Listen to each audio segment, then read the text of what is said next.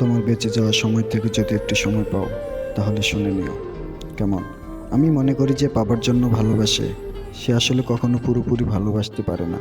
ভালোবাসাটা এমন হতে হয়, পাবো না জানি তবুও ভালোবাসি, পাবো না বলে ভালোবাসবো না, হুঁ, এমনটা নয়।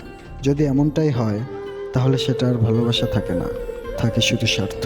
আর ভালোবাসার নামে কিছু অভিনয়। আর আমি জানি ভালোবাসায় কখনো স্বার্থ থাকতে হয় না। আজ তোমাকে একটা কথা বলি, জীবনে যত ভালোবাসা পেয়েছো তার মাঝে আমি চির অমর হয়ে থাকবো, সারাটা জীবন তোমার মনের ভেতরেই থাকবো। যদিও তুমি রাখতে চাইবে না, তবুও। কেন জানো? কারণ তোমার জীবনে এমন কেউ এখন পর্যন্ত আসে নাই যে নিশ্চিত পাবো না জেনেও ভালোবাসে।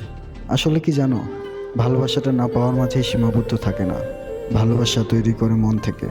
আমি জানি না আমি কতটুকু সঠিক বলতেছি, কিন্তু আমি ভালোবাসা মানে এটাই বুঝি। যদি কারো অনুপস্থিতিতে শূন্যতা অনুভব হয়, কারো সাথে কথা বলতে না পারলে মনের অজান্তেই মনটা খারাপ হয়ে যায়, কারো পাশে না দাঁড়ালে নিজেকে একা লাগে, কারো হাসিতে নিজেকে খুশি মনে হয়, কারণে অকারণে তার কথা মনে পড়ে, তার দিকে তাকালে মনটা শান্ত হয়ে যায়, তাকেই মনে হয় ভালোবাসা বলে, তাই না? পাওয়া সেটা শুধু তো বাহ্যিক একটা বিষয়, কিন্তু এতগুলো অনুভূতি যা মনের ভেতর থেকে আসে সেটা কি? এখন তুমিই বলো, আসলে ভালোবাসা কোনটা?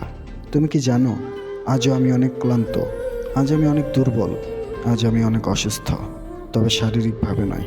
মনে রেখো, এটা কোনো কবিতা না, এটা কোনো গল্প না, না তো কোনো কারো কাছ থেকে ধার করা। এটা সম্পূর্ণ আমার মনের কথা।